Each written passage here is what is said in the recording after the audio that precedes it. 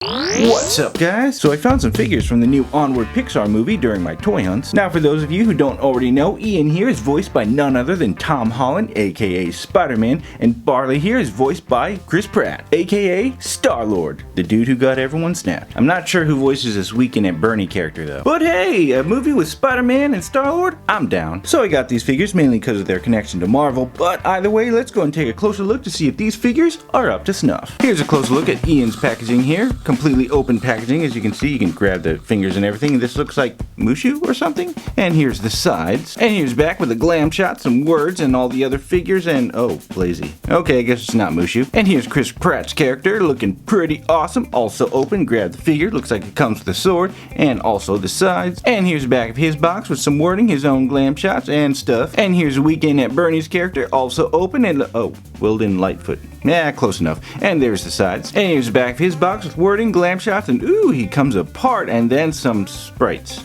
And there they are, guys, out of the packaging. And here they are next to their respective Marvel characters. Wait a minute. Red and blue? Red and blue? Meh, it's probably a coincidence, but let's go and start with Ian first. Starting with the head, the sculpting is pretty good overall. The resemblance to the movie character looks pretty spot on. The contouring and sculpt are pretty good, especially his big nose there, and the paint application is pretty decent for a $10 basic figure. I'm digging the hair though, gotta love the hair. Look at all the waves and curls, and it's just so, poofy. Poofy. And moving into the body, he's got a pretty decent flannel shirt overall. Same thing going all the way around. It's got some wrinkles sculpted in, which is cool, and the little kind of striped lines that are actually sculpted and not just like painted. And I do like how they actually painted the buttons. It would have just looked weird otherwise. And the paint application for it is pretty crisp for a circle. And you got his little blue hands there. And does anybody get reminded of a blueberry icy when you look at him? Anyone? And moving in the legs, you get his blue Spider-Man pants or jeans, and then you got some details overall, some Lego jumbo on his badonkadonk. Then you got the lower legs that they have some little sculpting right there too. Rolled up little sleeves, no, not sleeves, with the cuffs, the rolled up bottom of the jeans. And he's got some pretty nice looking shoes there. Looks like Vans or something like that, like extra long version. There's the bottom of the feet. And for articulation, his head rotates in a circle, but doesn't do anything else other than that. His arm rotates and the shoulder goes up that much. His elbow bends that much, pretty much 90, and his hand also spins, but that's it. Now you'll notice I use this elbow and not this one, and that's because this one's actually fused, just locked. I tried using my leverage technique to bend it, and it's just bending the joint. This is primed to break, and I'm not going to break it. So yeah, that's a pretty big bummer on Mattel's part, but it is an open packaging, so you can actually, articulate it before you actually take it home. So I'd recommend checking the joints before you purchase the one that you pick. And his legs go that far forward, not very far back, but he's got super splits. His knee bends that much and also rotates, and his foot does nothing. Alright, now let's go and take a look at Chris Pratt. Starting with the head, it's actually a really fun sculpt because there's just so much popping out from his head. It looks pretty good. The resemblance to the film character looks pretty spot on, and I never realized it in the trailer, but it looks like he's got a little 5 o'clock shadow going on there. The paint applications for the eyes, mouth, and eyebrows are pretty decent once again for a $10 figure, and the hair here is really nicely sculpted. I love that 3D popping out everything. They even added some little waves to the inside there. Got his little beanie there. Although the ear tips are not too bad. They're kind of bendy. The hair tip though, especially right here, that is hard. This is a spear right here. And moving into the body, I love the way they designed this jacket here. All those patches there, it reminds me of like a rocker, like Jack Black's Tenacious D. What? The sculpting looks pretty nice overall, but let's take a closer look at the patches here. You got the dragon there, looks like a croc blood. Got a sword, eyeball, and a UK flag there for you British fans. No idea what that is, and what is that? That is the Mandalorian. Then you got a Thunderbolt, 13 Hades, and then Questmaster here, Flaming Skull, Super Mario Mushroom, and Infinity Gauntlet, Smote, and what is that? Illuminati? And then on the back we get even more patches, but look at that, I love that. It's a Phoenix Firebird. What? The Pontiac Firebird, kit.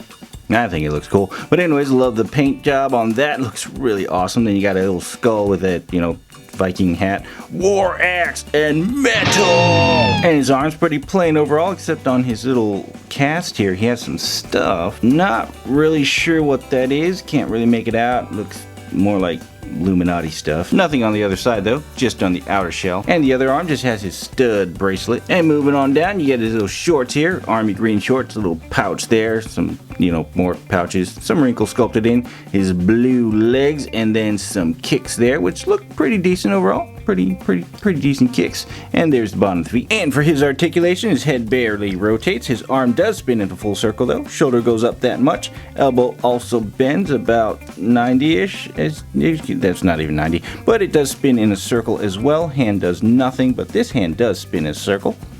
Not sure if this is waist articulation or just a loose connection. Legs go that far forward, but not back at all because of his badonkaday. Meh, splits. And his knee bends 90 degrees very far and also rotates in a circle, and so does his shoe. Alright, now let's move on to Wilden Weekend at Bernie's Lightfoot. He's got flappy arms!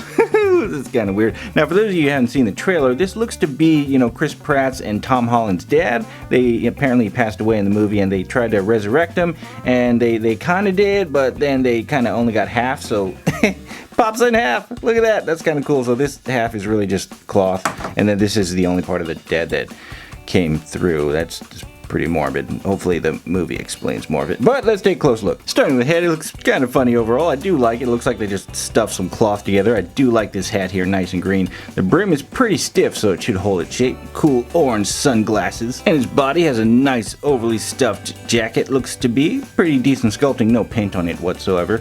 Arms pretty decent too. They got some, wrinkles sculpted in. Interesting. They actually added paint to the hands, which is kind of cool, especially for the material. Actually, you know what? This kind of reminds me of the gooey Shazam monsters from the Mattel Basic line of Shazam, and I mean, Mattel made both of these, so I guess it makes sense.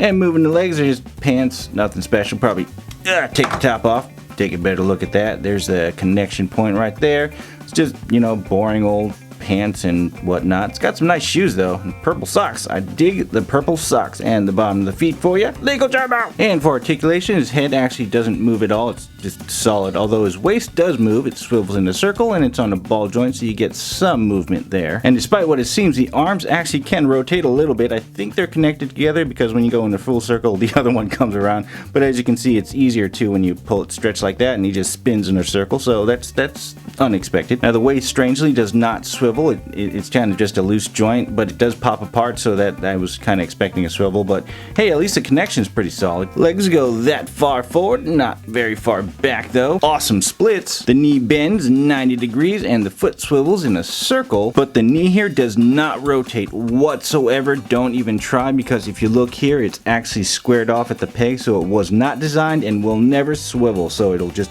snap. And that kind of bugs me because uniformity. You see, these guys, their knees do swivel, spins in a circle, as you can see. You saw that earlier. Same thing with Tom Holland's Spider-Man character here.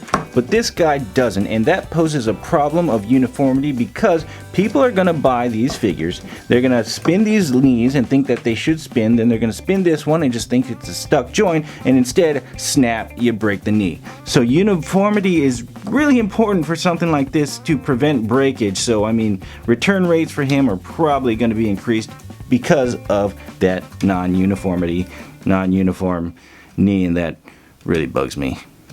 But moving into accessories, Ian comes with his little Gandalf wizard staff here. It's got some bend to it, so it should be durable. It has some pretty decent wood grain sculpted into it, looking pretty nice. And then you got this little diamond stone here at the top, which is probably going to be pretty significant in the movie. And then Chris Pratt comes with a He-Man sword here, looking pretty decently sculpted overall. Zero paint, although it's a little bit bendy, so that should be durable. But it still actually holds itself and stays straight, which is pretty nice, probably because of the good packaging. But yep, not sharp either. You won't poke yourself with it. And Wilden here comes with Sprites. No, not that Sprite. These Sprites. They're like little Harley Davidson biker gang Tinkerbells. Here they are in the trailer, in case you're wondering what is going on here. They're actually pretty cool looking overall and surprisingly detailed. You actually got patches. They're like super micro printed. These things are like less than half an inch tall.